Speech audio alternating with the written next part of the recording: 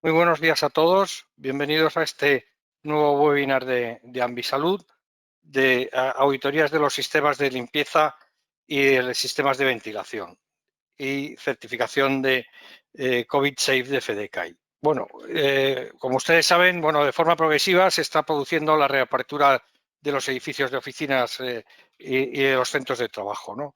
Esto lleva a que las auditorías de los sistemas de ventilación y climatización y de la higiene de las instalaciones cobran una gran importancia, una gran relevancia.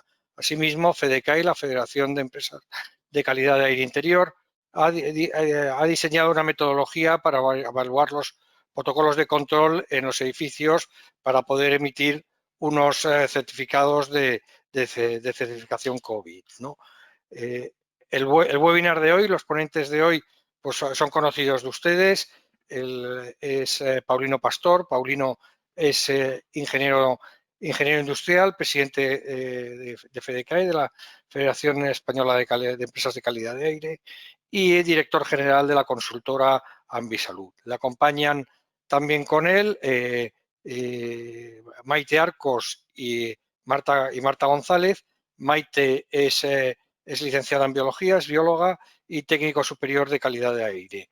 Y Marta es técnico en salud ambiental y en análisis clínicos, además de ser también técnico de calidad de aire por FEDECAI. Ambas dos llevan la responsabilidad del Departamento de Empresas de Ambisalud. Mi nombre, permítanme que me presente, soy Policarpo González del Valle, soy ingeniero de ICAI y actuaré como coordinador y organizador de este webinar. Antes de empezar, pues unas sencillas normas logísticas o datos logísticos. Después de la presentación de Paulino, Marta y Maite, tendremos un turno de ruegos y preguntas. Este turno de ruegos y preguntas, puede ser es en vivo. Simplemente, pues tienen ustedes un panel de mandos y en el panel de mandos, pues escriben ustedes la pregunta que quieran hacer a lo largo de las presentaciones. Yo la iré recibiendo, agruparé por temas y lo que haré es luego dar paso a aquellos que tengan micro, pues para que puedan preguntar en público y tanto Paulino como Maite y Marta pues contesten a sus preguntas. El webinar de hoy, como todos los webinars, lo estamos grabando.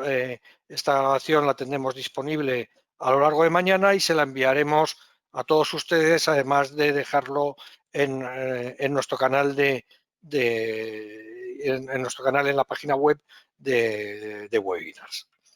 Pues sin más, lo que voy a hacer es dar paso a Paulino Pastor para que empiece la presentación. Muy buenas tardes a todos.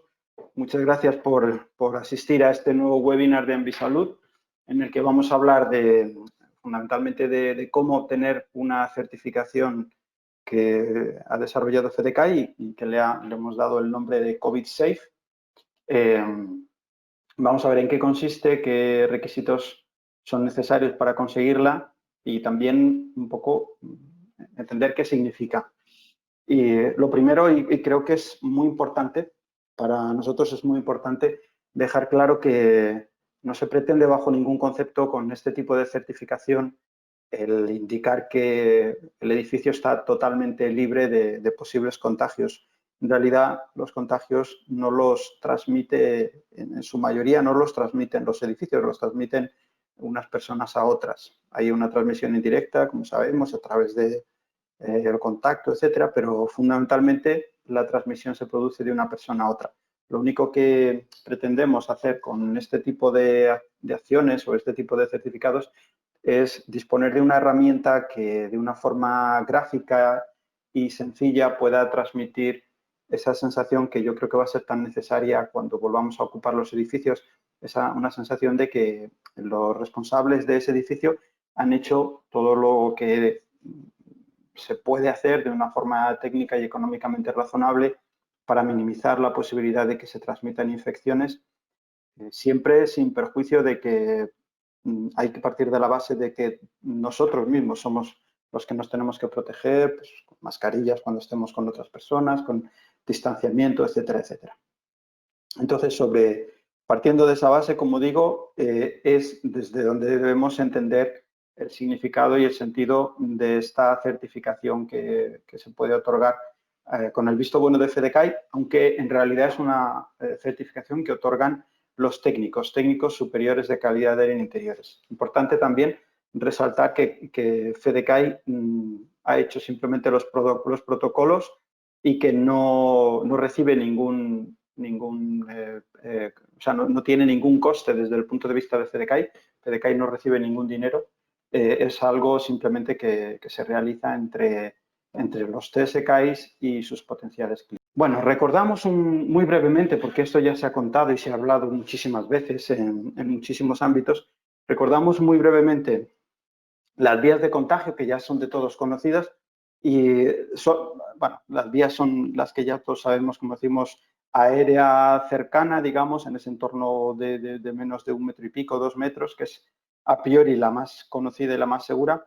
Pero bueno, luego tenemos la de contacto a través de fomites y también la airborne o la vía aérea a mayor distancia. Solamente pongo esto para volver a resaltar, porque en realidad eso es lo que le da sentido también a las auditorías de ventilación, volver a resaltar que creo que desde el primer momento no se ha aceptado o no se ha valorado suficientemente que existe una posibilidad, aunque sea menor, existe una posibilidad de transmisión por vía aérea a distancias mayores de 2 metros. Por eso es importante el concepto de ventilar bien los espacios cerrados.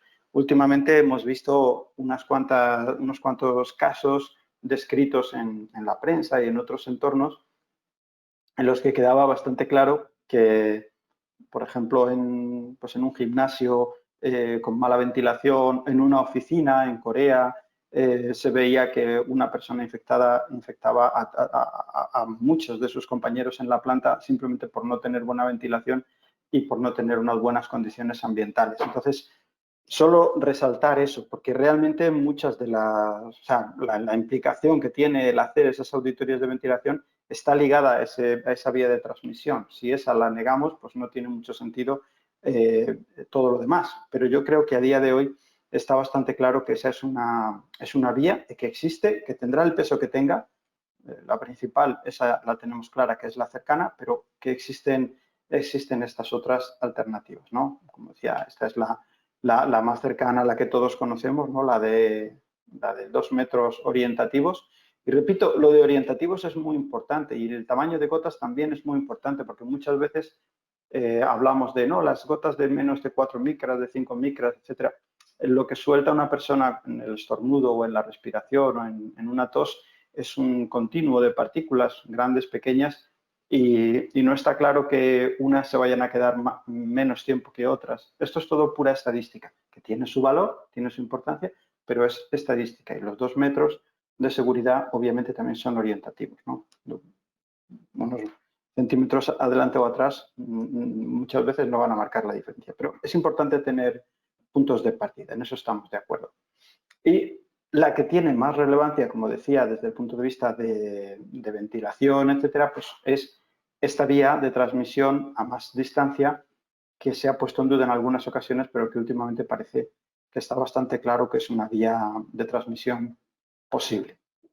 Y por último tenemos la del contacto directo, a través de cualquier objeto que se pueda contaminar de una persona a otra. Todas estas son las vías que los diferentes protocolos que debemos desarrollar son los que tienen que romper esas diferentes vías de transmisión.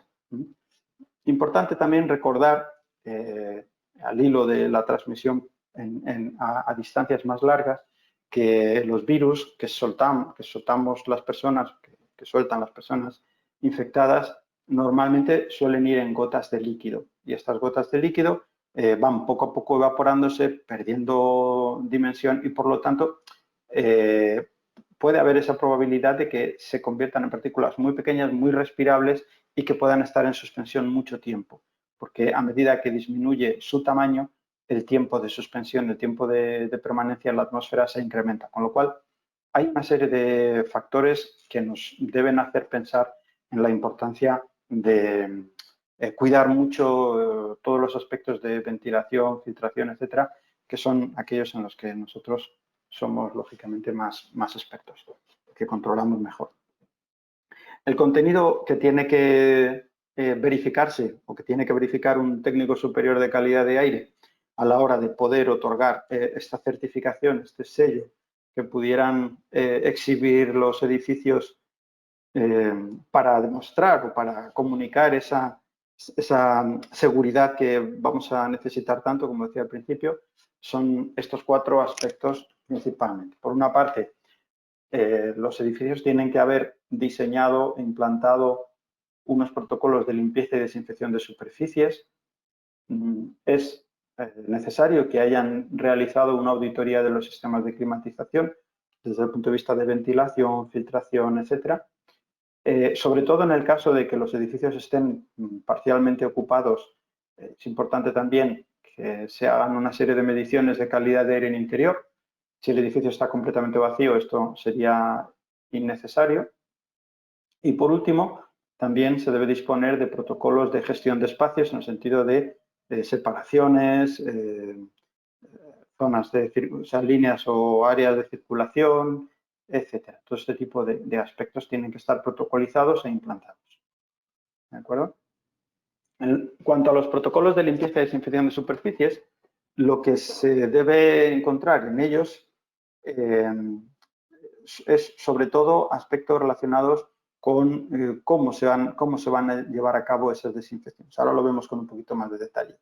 Pero desarrollando en un primer nivel lo que tenemos que encontrarnos cuando vamos a hacer una auditoría de un edificio para otorgarle esa certificación, por una parte son los protocolos de limpieza y desinfección manual, sobre todo de las superficies de alto contacto, los de limpieza y desinfección, bueno, más desinfección de superficies por nebulización, con diferentes sistemas que suelten un desinfectante de forma automática o semiautomática o con equipos de nebulización.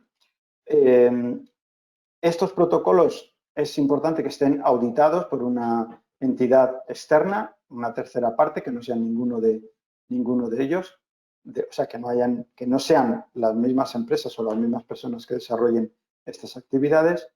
El control de COVID perdón, esto quiere decir del virus, no de la enfermedad.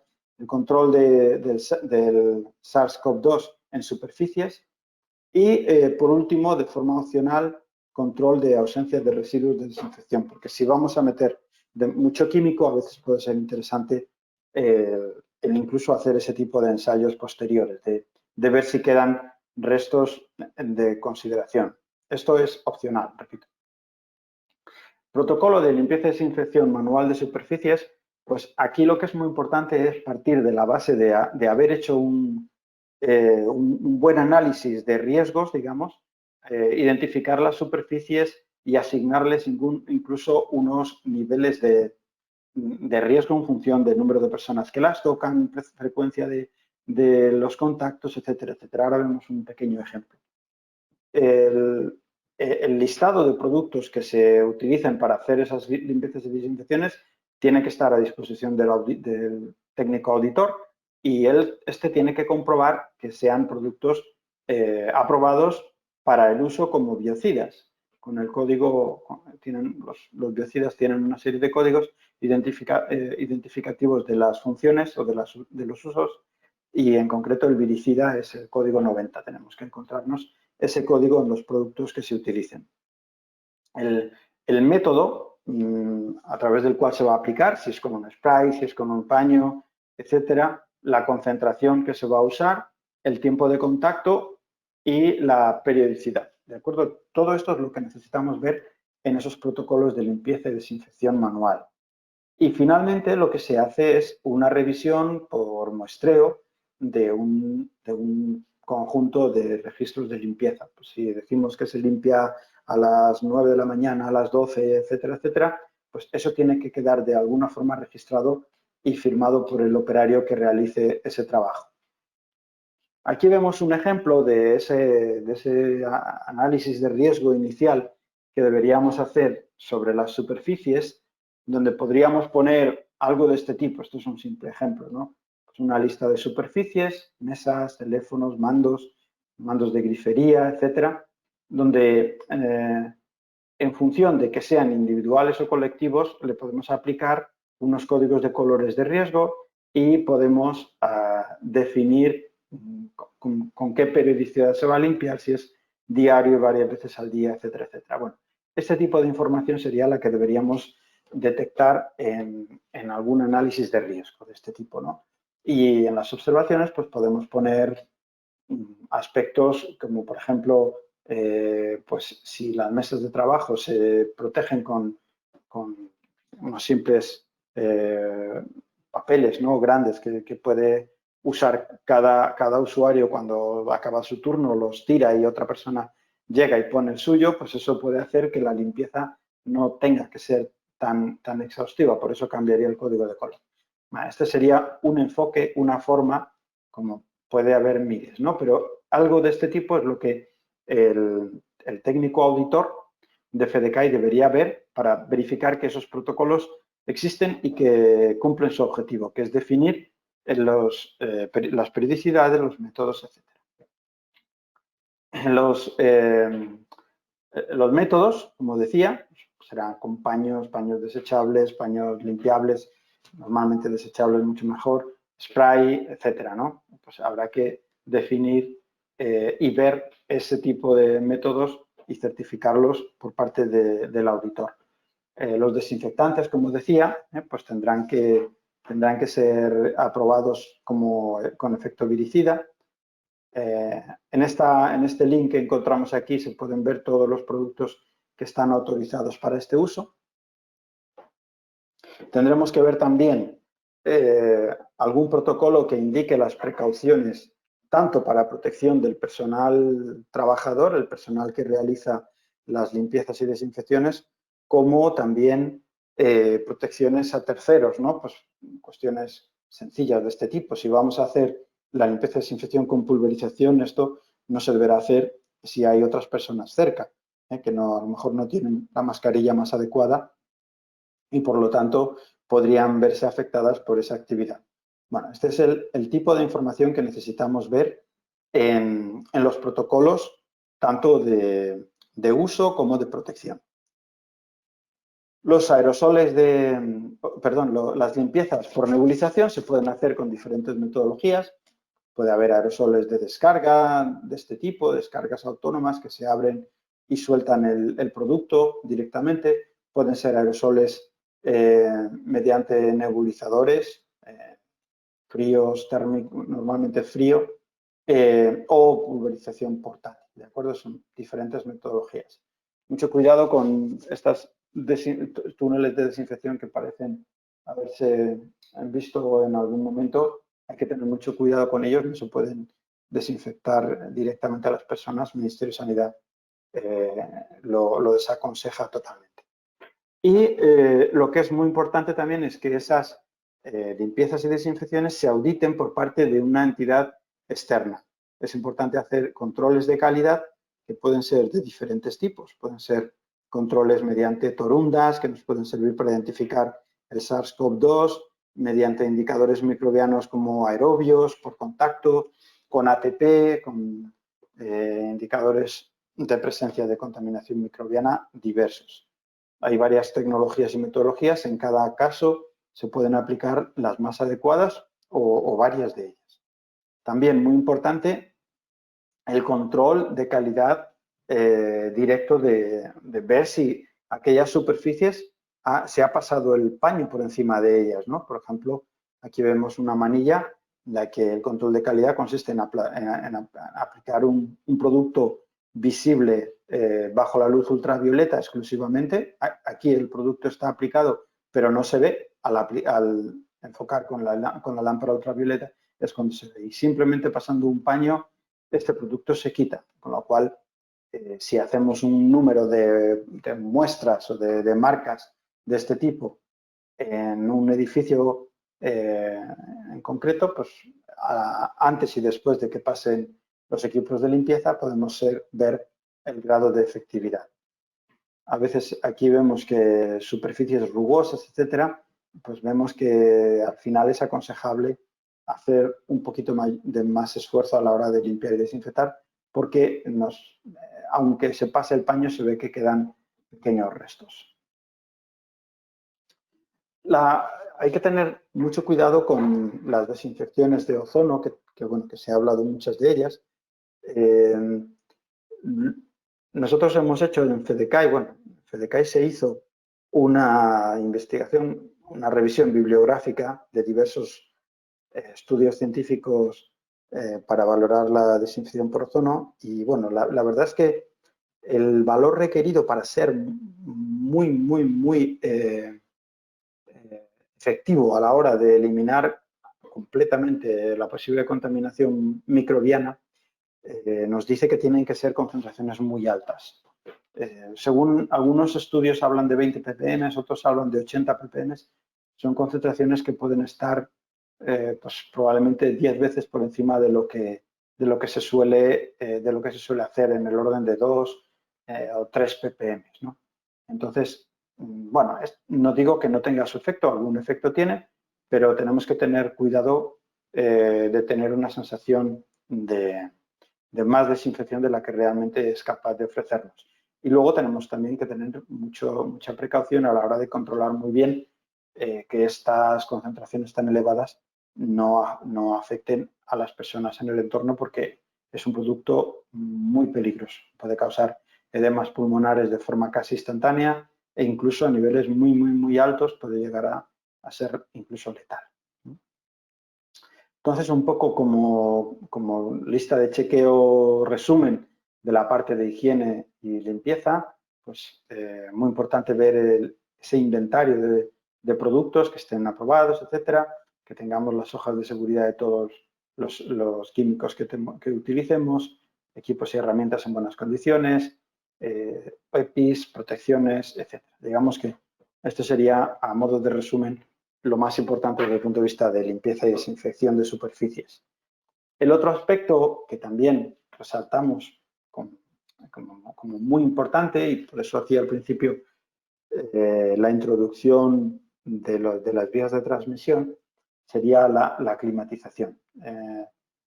Dentro de la climatización, la primera cuestión y más importante es ventilar, es meter aire del exterior, que prácticamente en el 100% de los casos no va a ser un foco de contaminación. Entonces, ese aire que podemos introducir de la calle va a ser la mejor salvaguarda desde un punto de vista ambiental para diluir y tratar de minimizar o disminuir la concentración de posibles virus que pudieran generar personas afectadas.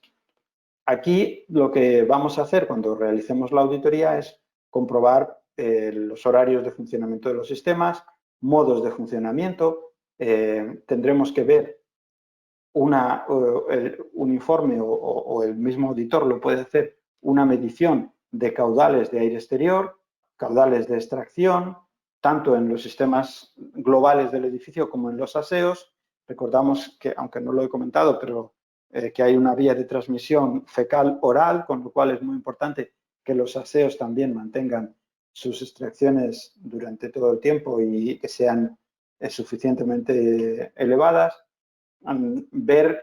Evitar que las tomas de aire exterior estén demasiado cerca de las extracciones para evitar la reentrada de contaminación y ver las políticas de recirculación de aire, de recuperadores de calor, si se van a parar, si vamos a minimizar o incluso anular la recirculación del aire, etcétera, etcétera. Todo esto tendremos que ver cuál es la política, cómo se va a hacer y valorarla. Si es necesario, pues se darán recomendaciones de cambio si es que fuera preciso desde el punto de vista del auditor. El cálculo de la cantidad de ventilación del caudal de aire exterior que metemos nos debe servir para asegurar unos niveles de ventilación generosos. ¿Qué quiere decir generosos? Bueno, lo que nosotros estamos recomendando es mirar qué es lo que dice el RITE, el Reglamento de Instalaciones Térmicas de la Edificación, para una tipología determinada de edificio, centro comercial, es IDA 3 según el RITE. Eso nos indica que deberíamos estar ventilando 8 litros segundo persona. Una oficina es IDA 2, 12,5 litros segundo persona, y un hospital es IDA 1, 20 litros segundo persona. Nuestra recomendación es incrementar un grado. Es decir, si yo estoy en una oficina que normalmente me piden 12,5, el incrementar un grado es irnos a IDA 1, es decir, irnos a 20 litros segundo persona. Pensemos, y vuelvo a esta transparencia de antes, que esto se puede hacer de dos maneras. Incrementar el caudal de aire total, que en la inmensa mayoría de los casos va a estar muy limitado porque vamos a tener un tope que es nuestro caudal nominal. A veces podremos decidir trabajar 100% de aire exterior, podremos incrementar, abrir ventanas, etcétera, y incrementar ventilación natural. Pero lo que siempre podemos hacer, y además se está haciendo porque es necesario para la separación física de personas, es disminuir las personas que entran en los edificios. Con lo cual, automáticamente, sin hacer nada, si yo disminuyo un 50% el número de personas, si yo disminuyo al 50% el aforo, automáticamente estaría pasando de 12,5 a incluso a más, a 25 litros segundo persona, ¿de acuerdo? Si tengo la mitad de personas, tocan el doble cada uno. Y tenemos que pensar que esto es algo transitorio, pues quizá hasta que el gobierno pues nos diga, la administración nos diga que la situación está ya totalmente bajo control, cuando haya vacuna, etcétera, ¿no? Todavía hay una cierta incertidumbre sobre este fin de la pandemia, de qué dependerá, pero en todo caso siempre estamos hablando de un régimen transitorio hasta que esto acabe. Y esto obviamente también podrá y deberá ir cambiando con el tiempo. Podremos llegar a un momento en el que en vez de 12,5 a lo mejor pensemos que ya el grado de riesgo social es menor, que podremos estar en 15, etcétera. Tengamos en cuenta que todo esto son recomendaciones, no es nada obligatorio desde ningún punto de vista legal ni nada de este tipo, es simplemente recomendaciones voluntarias con el objetivo de tratar de minimizar problemas, sin más. El informe de determinación de caudales tiene que partir de la medición real y fehaciente del caudal de aire que está entrando en las unidades. Con un anemómetro se mide y en función de la tipología de unidad del sistema, pues se analiza, se verifica, vemos cómo funciona este edificio y hacemos las mediciones. Pueden incluso complementarse con mediciones en planta para confirmar que la distribución del aire es correcta. Todo eso depende un poco del alcance de la auditoría que queramos implantar en mayor o menor grado de sofisticación. ¿De acuerdo? El siguiente aspecto relacionado con los sistemas de climatización es la filtración. Pues también aquí es muy importante revisar que esos filtros son de una calidad correcta, mínimo que cumplan los requisitos de RITE, que estén bien instalados, que a veces tenemos un filtro que es el filtro correcto, pero no está bien encajado en su marco de soporte o lo que sea, ¿no? Que no estén rotos, que estén en buenas condiciones de higiene, etcétera. Verificaremos la periodicidad de cambio de filtros y, sobre todo en centros con limitación a la hora de meter ventilación, pues podemos ver también si se ha optado por apoyo de purificadores portátiles. La calidad de los filtros, normalmente, de acuerdo a RITE, estamos hablando siempre de filtros de clase F8 o F9. De acuerdo a la nueva terminología, serían ISO EPM1 entre un 65 y un 80% y EPM1 mayor de 90 para el F9. La ubicación de los filtros es muy importante y es relevante, sobre todo según el tipo de sistema que tengamos. Aquí vemos un ejemplo de un edificio que tiene recirculación. El aire del interior del local se recoge a través de una serie de conductos, se lleva hasta la unidad de tratamiento de aire y se recircula. Aquí hay dos opciones, que se puede cerrar las compuertas de recirculación y trabajar 100% aire exterior, o se puede recircular, aunque la mayoría de las guías lo están desaconsejando. Pero si por cuestiones térmicas o cualquier otra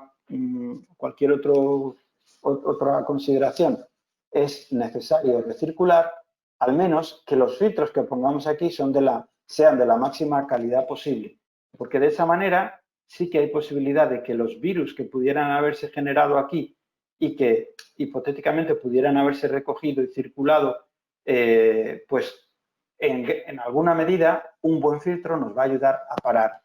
Recordemos que, aunque se ha dicho en algún caso, en algún momento he oído decir que los virus no son, o sea, que un filtro de clase F9 no es eficaz frente a los virus, pensemos que los virus suelen ir en gotas de saliva. Esas gotas de saliva suelen ser las que se quedan en suspensión, suelen ser del orden de las 5 micras, y esas partículas de 5 micras sí que se retienen relativamente fácil por parte de un filtro F9. Quiero decir que el virus en sí es muy pequeño, son 0,1 micras, y esas partículas son más difíciles de retener, pero la probabilidad de que vaya solo es prácticamente, no voy a decir nula, pero muy pequeña, ¿de acuerdo? Con lo cual, si hay recirculación, muy importante, y puede ser, y será más efectivo el impacto del filtro. Si el sistema es, como este que vemos aquí, 100% aire exterior, tenga un recuperador o no, entonces ahí la calidad del filtro es menos relevante. Tiene también su importancia porque todo lo que sea limpiar el aire redunda en beneficio de nuestro sistema inmunológico, de nuestras defensas, de nuestra capacidad de resistencia. Un ambiente más limpio no está comprometiéndonos, con lo cual viene bien, pero viene bien de una forma indirecta. No, el virus que se genere aquí, si lo que estoy metiendo es aire del exterior pasándolo a través de un filtro, nunca va a entrar en contacto con este filtro. Por lo tanto, no es viable ni tiene sentido pensar que pudiera ayudarnos de ninguna manera. ¿De acuerdo? Entonces, filtros, cumplir RITE como mínimo, siempre va a ser bueno porque va a mantener un aire limpio, y ese aire limpio, directa o indirectamente, nos va a ayudar a proteger nuestra salud y de alguna forma también minimizar la posibilidad de contagios o de transmisiones. Y comentábamos también que en el caso de que los niveles de ventilación no se puedan ajustar suficientemente, podemos optar por purificadores que no deben ser, sobre todo para oficinas y espacios de un cierto tamaño, no deben ser los típicos purificadores domésticos que están, el típico purificador que compras por 200, 300, 500 euros. No se trata de eso para cuando estamos hablando de un entorno de oficinas grandes. Esto puede estar bien para pequeñas oficinas de una persona, para una sala individual, un despacho, pero si estamos hablando de grandes espacios, lógicamente los purificadores deben ser de tamaño adecuado. Pensemos que lo ideal es que recirculen 3, 4, incluso hay algunas guías por ahí que nos hablan de 5 movimientos a la hora. Es decir, que el sistema sea capaz de darle la vuelta al aire interior a través de los filtros y de los sistemas de purificación que pudiera tener entre 3 y 5 veces cada hora, lo cual puede requerirnos unos caudales importantes. Pero es que si no hacemos eso, pues es posible que nos quedemos muy cortos.